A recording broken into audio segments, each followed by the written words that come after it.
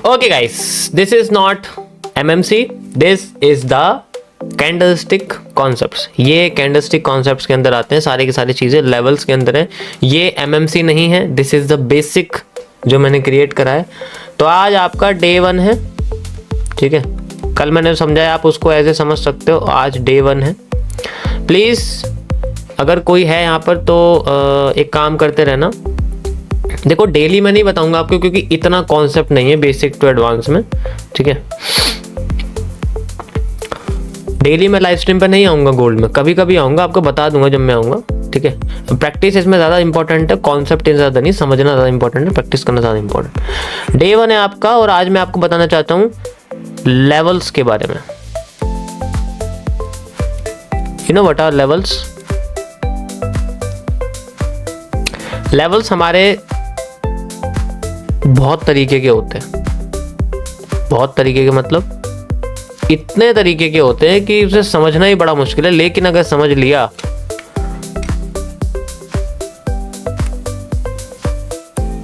तो बहुत इजी हो जाता है, बहुत ज़्यादा इजी हो जाता है, जिसे कहते हैं हम लोग। देखो लेवल होते हैं, अगर मैं बात करूं आपसे, जैसे मैं यहां पर रेजिस्टेंस के बेसिस पे बात करूं,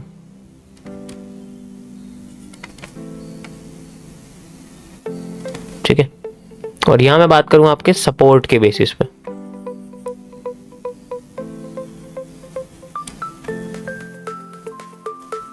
समझ आ रहा है? सो ये आपका जो लेवल है, ये रहेंगे इस तरीके से, मेजर, माइनर एंड इनर, ठीक है। इसी तरीके से सपोर्ट में भी मेजर, माइनर और इनर। देखो मैंने पुरानी जून की लाइव स्ट्रीम्स इसीलिए डिलीट करी थी क्योंकि उसमें मैंने कुछ गलतियां करी थी, और मैं नहीं चाहता कि आपकी वो गलतियां याद हो जाएं आपको, और बहुत गलतियां थी उसमें, और मैंने उसको एक सिस्टमेटिक तरीके से समझाया नहीं था। MMC को मैंने पूरे सिस्टमेटिक तरीके से लाइव स्ट्रीम पे समझाया है, तो अब आपको कोई दिक्कत नहीं आने वाली, इसलिए भूल जाओ उन स्ट्रीम्स को, अब से शुरू करो। असली चीज़ आपकी सितंबर अगस्त से शुरू होती है, उससे पहले की लाइव स्ट्रीम देखने की कोई ज़रूरत नहीं है, ठीक है। कम टाइम में अब 400 घंटे स्ट्रीम देखने की ज़रूरत नहीं है, अब सिर्फ 100 घंटे में भी काम हो जाएगा, 50 घंटे में भी हो जाएगा। अगर 50 घंटे में ज़्यादा लगे तो भागो पेड की तरफ, उसमें तो और जुड़ने वाले लेक्चर्स धीरे धीरे। अब मेजर में क्या आएगी? सबसे सुपीरियर, माइनर उससे अंडर, और इनर और भी ज़्यादा अंडर, ठीक है। समझ आया सबको? अब मैं आपको कुछ एग्जांपल दिखाता हूँ, कैसे दिखेंगे, हम लोग कैसे आइडेंटिफाई करते हैं सब चीज़ों को, ठीक है। जैसे मान के चलो मार्केट अपने आप को ऐसे लेके जाती है, फिर नीचे आती है, फिर नीचे आती है, फिर यहाँ लेके आ जाती है, फिर यहाँ लेके चलती है, एंड देन फिर नीचे आ जाती है, फिर नीचे आ जाती है, यहाँ आके फिर ऊपर जाती है, फिर ऐसे आती है, फिर ऐसे आती है, ऐसे आती रहती है, फिर ऐसे आती है, फिर ऊपर जाती है, फिर ऊपर जाती है, फिर ऊपर चली जाती है, लाइक दिस।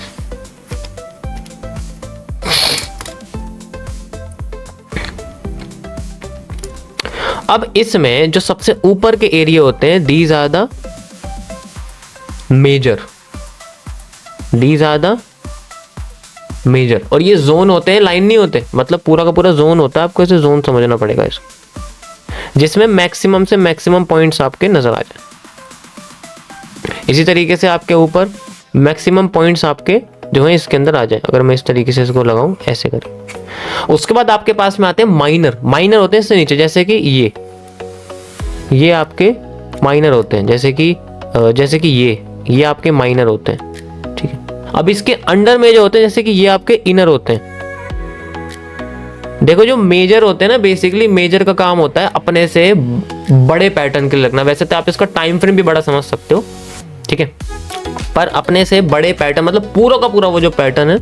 अभी जैसे मैं गोल्ड की बात करूं तो गोल्ड में जो पूरा पैटर्न है ऊपर से नीचे तक, अभी तो मार्केट बीच में चल रही है ना, तो जो बिल्कुल ऊपर और बिल्कुल नीचे है वो तो मेजर हो जाता है, फिर उसके अंडर में माइनर हो जाता है, फिर और उसके अंडर में इनर हो जाता है। इनर मतलब है कि हम छोटे मूव्स को एक्सपेक्ट कर रहे हैं और बड़ी क्वांटिटी का यूज कर रहे हैं छोटे मूव से प्रॉफिट निकालने के लिए। अगर मैं एज ए ट्रेडिंग के बारे में बात करूं, मूव कम होता है ना तो क्वांटिटी ज्यादा लगाई जाती है, मूव ज़्यादा होता है तो क्वांटिटी कम लगाई जाती है। भाई ऑब्वियस सी बात है, रिस्क रिवॉर्ड तो सेम रहता है मनी मैनेजमेंट के हिसाब से। चार्ट पे कैसे काम करता है देखते हैं हम लोग। ये हमारे पास है, ठीक है। अभी अगर मैंने आपको दिखाया, मैंने इनर रेजिस्टेंस लगाया, मेजर सपोर्ट लगाया, बिल्कुल मैंने मेजर सपोर्ट लगाया बेसिकली इसके हाई के हिसाब से। अब मैं जैसे मेजर रेजिस्टेंस लगाना चाहूंगा तो this is my major resistance. ऊपर ऊपर अंडर अंडर वाला एरिया, ठीक है, सिंपल समझो। और इसके अंडर में जो हो जाएगा, जो सबसे मैक्सिमम पॉइंट कनेक्ट होंगे, जस्ट लाइक ये आप देख सकते हो, ये आपको दिख रहे हैं, ये देखो, ये हमारे पास हो जाएगा ये रहा और ये रहा, ठीक है। ये भी आप ले सकते हो, ये हो गया हमारे पास इनर रेजिस्टेंस, बिल्कुल अंडर का। और सॉरी माइनर रेजिस्टेंस हो जाएगा ये। और फिर जो उसके अंडर है वो इनर रेजिस्टेंस मैंने ऑलरेडी लगाया हुआ है। मतलब हम लोग बड़े स्ट्रक्चर के अंदर का एरिया हम लोग इनर रेजिस्टेंस रखते हैं। देखो मैं पता है सब क्यों बता रहा हूँ। सबसे पावरफुल क्या होता है? सबसे पहले बैठना। मार्केट में जो सबसे पहले बैठ गया ना, सबसे लंबा मूव उसी के हाथ में आता है। और जो सबसे लेट बैठा, सबसे कम मूव उसके हाथ में आता है। और डर भी रहता है कि वहीं से रिवर्स ना कर जाए। तो अगर हमारे पास नियरेस्ट बॉटम है, नियरेस्ट टॉप है, तो उसमें रिस्क कम रहता है, क्योंकि मार्केट में हम लोग बिल्कुल उस पीक के या बिल्कुल पाताल के पास में बैठे हुए हैं, उसमें कोई दिक्कत नहीं। लेकिन उसको आइडेंटिफाई करने के लिए हमें मार्केट में छोटे से छोटे चींटियों के लेवल्स को भी बनाना पड़ेगा, समझना पड़ेगा। अगर बड़ा बड़ा एरिया ले लेंगे तो उससे फायदा क्या होगा? समझ आया? यहां तक समझ आया? Got it? अब मैं आपको कुछ एग्जांपल और दिखाना चाहूंगा, इस ग्राफ से अलग लेके चलता हूं, क्योंकि यहाँ मैं थोड़ा चीट पोत नहीं करना चाहता। समझो भी ध्यान से इसको, ठीक है। यहाँ चलते हैं हम लोग, बिटकॉइन में चल देते हैं, कोई दिक्कत नहीं है। बिटकॉइन में कोई भी टाइम फ्रेम ले लेता हूँ, 15 मिनट ले लेता हूँ, कोई दिक्कत नहीं, टाइम फ्रेम से कोई फर्क नहीं पड़ता। अभी अगर आप देखोगे तो मेरे पास ये स्ट्रक्चर बना हुआ है पूरा का पूरा, ठीक है, ऐसे करके पूरा स्ट्रक्चर बना हुआ है। अब मैं इसमें कंफ्यूज हूँ, मैं कैसे इसको सॉल्व करूँ, ठीक है। अब यहाँ पर अगर हम देखेंगे तो इस कंडीशन में हम लोग, वैसे तो अभी मैं जो आपको समझा रहा हूँ वो trending resistance, trending support zone के हिसाब से है, जो मैंने उसमें बनाया था, ठीक है। आज का जो आपका टॉपिक है वो स्ट्रेट वाले एरिया, यानी कि आपको ट्रेंडिंग मार्केट से कोई लेना देना नहीं है, छोड़ दो। समझ आया मैं क्या कह रहा हूं? ये जो एरिया है ये आपके स्ट्रेट रेजिस्टेंस और स्ट्रेट सपोर्ट के लिए है।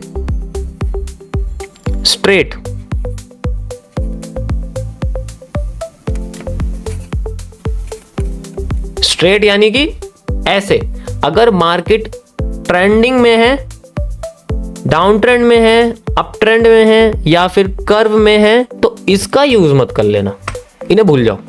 इसका मतलब अगर मैं बोल रहा हूं इनको भूल जाओ, तो अभी वो मार्केट आपके लेवल की नहीं है, वो एडवांस्ड मार्केट है। बैंडिंग, ट्रेंडिंग और डाउनवर्ड मार्केट से आपका कोई लेना देना नहीं है। जब तक मार्केट स्ट्रेट नहीं चल रही तब तक उसमें देखना बेकार है। इसका मतलब जब ऐसा टाइम आएगा हमें एक्टिव हो जाना है। भाई जब तक मेरे पसंद की कोई डिश आएगी नहीं तो मैं कुछ और थोड़ी ऑर्डर कर दूंगा, वेट करूंगा उसके आने का। समझ आया? ठीक है। अब मैं आपको कुछ स्ट्रेट मार्केट के अब मैं बताता हूं मैं आपको एक्टिव मैं कहां आऊंगा। अगर मैं होता तो मैं एक्टिव कहां हूं? मैं एक्टिव तभी होऊंगा जब मेरे मार्केट स्ट्रेट दिखेगी। जैसे कि अगर मैं इस हिस्से की बात करूं, यू कैन सी लाइक, अगर मैं सिर्फ इस हिस्से की बात करूं, इसके अलावा कोई भी हिस्सा ऐसा नहीं है जो स्ट्रेट है। ये देखो, ये भी बैंड कर गया, ये भी ऊपर उठ रहा है, सिर्फ ये हिस्सा स्ट्रेट है। क्यों? क्योंकि इसके अंदर अगर मैं बात करूंगा तो मैं अगर मान लो, अगर इमेजिन करो मेरे पास मार्केट सिर्फ यहां तक बनी हुई है, इससे आगे की मार्केट है ही नहीं, भूल जाओ, दिमाग से निकाल दो सब कुछ, तो मैं कैसे सोचूंगा इससे आगे की मार्केट? जस्ट इमेजिन अपने दिमाग से यहाँ के आगे की मार्केट उड़ा दी जाए, अब क्या होगा? चलो मैं तुम्हें बार रिप्ले करके दिखाता हूँ कैसे दिखेंगे। बार रिप्ले में तुम्हें बहुत अच्छी तरह समझ में आ जाएगा। उससे तो अगर समझ में ना आए तो फिर तो बेकार है।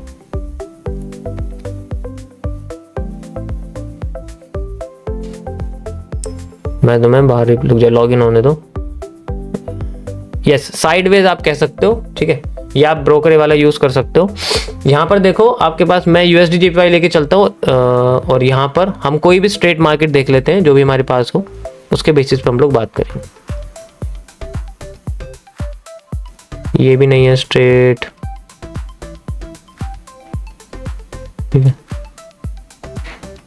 चलो अभी ये इसको ही दिखा देता हूँ मैं आपको, इसको लगा के दिखा देता हूँ, इसमें ज़्यादा दिक्कत नहीं आने वाली। ये मार्केट है, इसको मैं थोड़ा 15 मिनट का कर देता हूँ। अब ठीक है, अब ठीक है, ओके। तो इसको सॉल्व करेंगे हम लोग। कैसे सॉल्व करेंगे अभी आपको बता दूँ। पहले हमें सपोर्ट एक रेजिस्टेंस को बनते हुए देखना पड़ेगा, उसके बाद ही हम लोग कर पाएंगे। मैं बार रिप्ले यूज करता हूँ, यहाँ से हटा देता हूँ मार्केट। अब मेरे सामने से मार्केट हट चुकी है, ठीक है। अब एक एक करके बनाएंगे। अभी फिलहाल के लिए मेरे पास इनर रेजिस्टेंस है, इनर सपोर्ट है। ध्यान से देखो, दिख रहा है आप लोगों को, स्ट्रेट एकदम इनर रेजिस्टेंस इनर सपोर्ट। पता लगा है मार्केट मेरे रेजिस्टेंस जोन पे है। अब मैं यहाँ पर बेयरिश पैटर्न्स के लिए वेट करूंगा।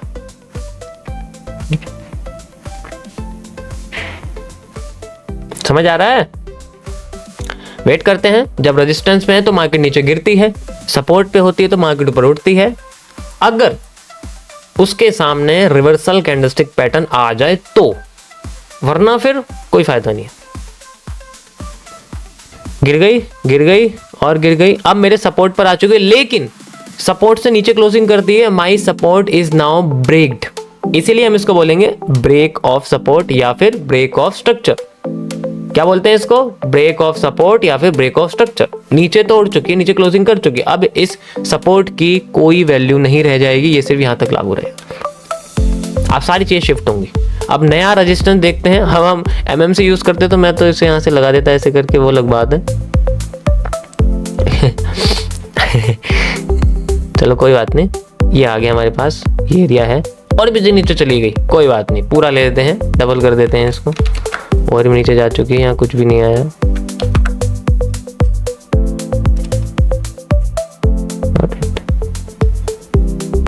ओके 50% रीजन पे देखो। अब यहाँ पर इसको छोड़ दो, अभी ये तो बस तुम्हें समझाने के लिए। अब मार्केट उठना शुरू कर रही है। अभी हमें नहीं पता सपोर्ट क्या है। पता है किसी को सपोर्ट क्या है? नहीं ना। जब तक किसी एक रीजन पे मार्केट अपने आप को 2 बार टैप नहीं करती, सपोर्ट नहीं बनने वाला, या फिर अपने आप को लेके नहीं जाती। Okay, you can see like this, support बन चुका है हमारे पास। नीचे भी बुलिश एंगल्फिंग है। कैंडलस्टिक पैटर्न को आपको याद करना पड़ेगा। एक ये सपोर्ट बन चुका है, एक ये सपोर्ट बन चुका है हमारे पास, ठीक है। अब यहाँ पर हमें ऐसे इसको ऐसे समझना पड़ेगा। This is the minor support. फिलहाल के लिए आप इसको माइनर सपोर्ट समझ सकते हो, क्योंकि वहां पर भी था, यहाँ पर भी है। ओके, कंटिन्यू करते हैं। अभी रेजिस्टेंस ब्रेक नहीं हुआ था, रेजिस्टेंस ब्रेक नहीं हुआ था, इसीलिए रेजिस्टेंस को हम लगा के रखेंगे। जो चीज टूट जाती है उसको घर में नहीं रखते, सपोर्ट को निकाल के बाहर फेंक दो, नया सपोर्ट आएगा। क्योंकि अभी मैं तुम्हें ऐसा इंटरचेंज नहीं पढ़ा रहा हूं, इसलिए उसको भूल जाओगे। ओके, अभी के लिए मेरे पास यहाँ पर एक रेजिस्टेंस आया हुआ और सपोर्ट के, और एक और रेजिस्टेंस है। अगर आप ध्यान से देखोगे तो यहां से यहां तक ये बना हुआ है। ध्यान से देखो, मार्केट ऐसे हुई, ऐसे हुई, ऐसे आ गई, ऐसे जा रही, ऐसे आ गई। भाई ये भी तो एक रेजिस्टेंस है। अब ये माइनर इनर रेजिस्टेंस हो गया, बिल्कुल इनर, माइनर के अंदर का रेजिस्टेंस हो गया, इनर रेजिस्टेंस हो गया, ठीक है। एक बार और बता देता हूं, ये आपके पास में हो गया माइनर और ये आपके सामने हो गया इनर। ये ब्रेक हो चुका है माइनर सपोर्ट, और ये आपके सामने नया वाला माइनर सपोर्ट बन चुका है। नया वाला minor support, new minor support, वो माइनर रहेगा, ये इनर, ठीक है। कंटिन्यू करते हैं। नीचे बुलिश एंगल्फिंग अगेन आ चुकी है, परफेक्ट, गॉट इट। अब यहां पर कुछ भी नहीं करा मार्केट ने, कोई बेरिश पैटर्न नहीं दिया। कहां पर? हमारे इस लेवल पर, लेकिन इसको लगा के रखेंगे। फिर भी यहां तक हम लगा के रखेंगे, क्योंकि ये टूट चुका है, और अगर ये टूट चुका है तो इसकी कोई वैल्यू यहां पर नहीं रहेगी। हमें नई चीज अब यहां से यूज करनी है, ठीक है। अब यहां पर है हमारे पास, इस जगह पे अगर आप देखोगे इजीली हमें क्या दिखेगा, बेरिश एंगल्फिंग आ चुकी है, लेकिन टूट के आई है। आगे कंटिन्यू करते हैं। हो गई,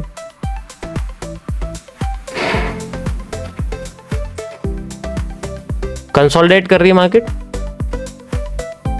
अभी सेंट्रल एरिया पे कुछ नहीं कर सकते, एंड नाउ मार्केट मूविंग। अभी आप देख सकते हो टूटने के बाद क्या मार्केट नीचे आई? नहीं आई ना, दिखाएगी वो नीचे आ रही है। बेरिश एंगल्फिंग भी बनाई, लेकिन मैंने तुमसे क्या बताया? मैंने बेरिश एंगल्फिंग बोला कि ये बेरिश एंगल्फिंग काम किया नहीं है ना, तोड़ के बनी है, झूठी तो है। सपोर्ट टूट गया, रेजिस्टेंस टूट गया ना, इसकी कोई वैल्यू है ही नहीं, खत्म हो चुकी है अब इसकी वैल्यू बिल्कुल। छोटे छोटे मूव्स वाला आ भी गया, वरना तो इतनी आती भी नहीं है। ये तो बहुत अच्छा मूव इसने फिर भी दे दिया। अब सेंट्रल एरिया पे कुछ नहीं करेंगे, कंटिन्यू, ओके, और कंटिन्यू करते रहेंगे हम लोग।